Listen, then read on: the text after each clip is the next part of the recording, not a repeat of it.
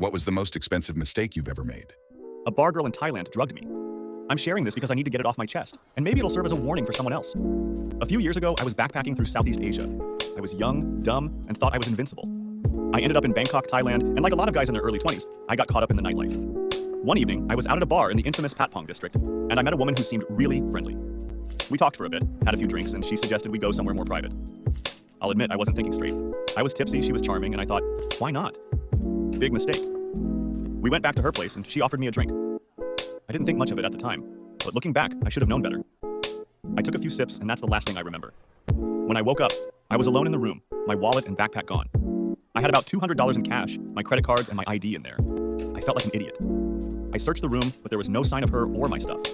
I stumbled out of the building and tried to retrace my steps, but it was no use. The woman was long gone, and I had no way of finding her. I ended up having to cancel my cards and borrow money from a friend to get by for the rest of the trip. I couldn't even report it to the police because I was too embarrassed to explain what happened. Besides, there are hundreds or thousands of bar girls like her. They'd never find her. I just had to chalk it up as an expensive lesson. Looking back, I realized how lucky I was that it was just my stuff.